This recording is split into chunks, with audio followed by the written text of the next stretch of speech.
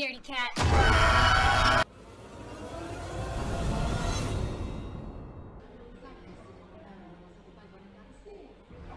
Bonjour. Nous avons aujourd'hui reçu une machine temporelle avec à son bord un message qui semble de la plus haute importance pour l'an 2383. Sur ce message, il est dit que nous devons retrouver un homme vivant à notre époque. Nous avons sa date de naissance, son lieu de naissance, sa ville. Enfin, vous voyez, nous avons toutes les informations pour le retrouver. Seulement, cet homme, cela va être plus compliqué que prévu de le retrouver, je pense. Il n'a pas de numéro de sécurité sociale. Il n'a travaillé à aucun endroit. Et nous ne savons pas du tout où il pourrait se trouver. Nous avons bien sûr commencé les recherches par sa ville natale. Et vu le courrier que nous avons reçu du futur, il est plus qu'important, même apparemment vital, que nous le retrouvions. Il en va de l'avenir de ce futur, et de la même façon de notre futur à nous.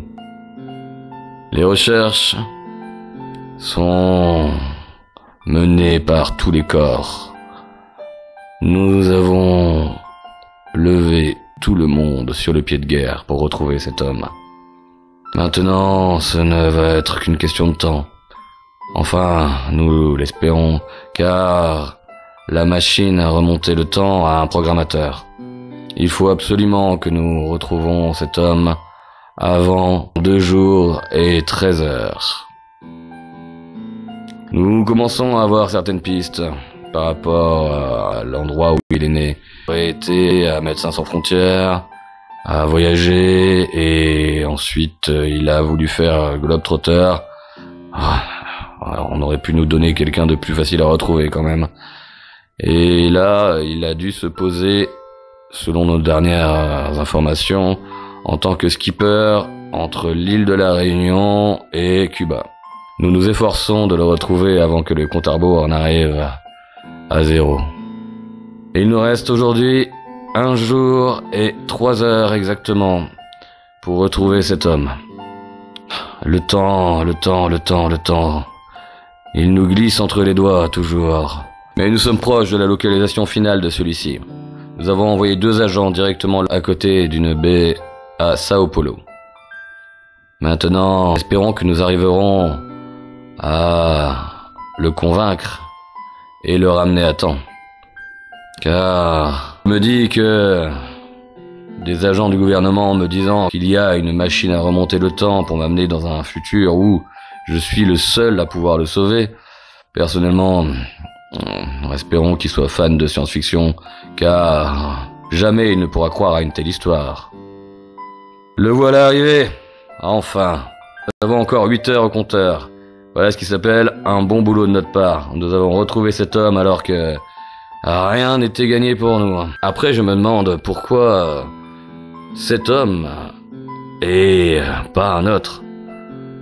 Bon, il doit avoir sûrement une raison dans le futur pour le vouloir absolument lui.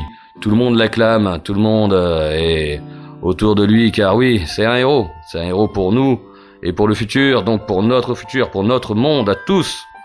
Oui, il est en train de se préparer. Il a mis un équipement d'astronaute. Gauk Futur est une atmosphère moins accueillante que la nôtre. Et voilà, il ne reste plus que 30 minutes avant son départ. Nous lui avons laissé donc un kit de survie, de la nourriture, bien qu'à mon avis il est attendu là-bas en héros comme ici, son départ. Ah, vous verrez tout cela. Les banderoles à son nom, à son effigie. Ah là, qu'est-ce que j'aimerais bien être à sa place. Ah, le compte à rebours. 10, 9, 8, 7, 6, 5, 4, 3, 2, 1, Ah bah, c'est du propre, ça disparaît d'un coup. Y a même pas de moteur, rien du tout. Bah voilà, bah c'est le futur. Hein. À son arrivée, il sortit de la machine temporelle, regardait autour de lui et, allumant les capteurs, voyait que l'oxygène était tout à fait respirable. Commença à enlever sa combinaison qui était plus que encombrante, faut le dire, se demandant comment les astronautes pouvaient faire pour passer des heures à réparer quelque chose dans l'espace avec une telle combinaison. Il regarda autour de lui, à l'endroit où il était arrivé. La salle était immense. Contrairement à ce que on aurait pu dire quand il est parti, il n'y avait personne pour l'accueillir. Il y avait une certaine résonance au niveau de la salle et dehors il faisait nuit noire. Une fois sa combinaison enlevée, il mit dans son sac à dos les kits de secours et sa nourriture. Puis avança dans la pièce immense qui ressemblait au hall d'un château. Cria pour alerter qu'il était bien arrivé. Et devant lui, il vit un homme avec la carrure imposante. Celui-ci lui sourit et ouvra les bras comme pour l'accueillir du mieux possible dans sa demeure. Puis prit la parole et dit : « Mon cher ami, depuis le temps que j'ai passé commande à vous voir ici, me semble comme Noël. Je vais pouvoir me délecter de ce mets qui est votre sang, car il a été dit que c'était un des rares fumets qui existaient encore à votre époque, qui allait me ravir les papilles. »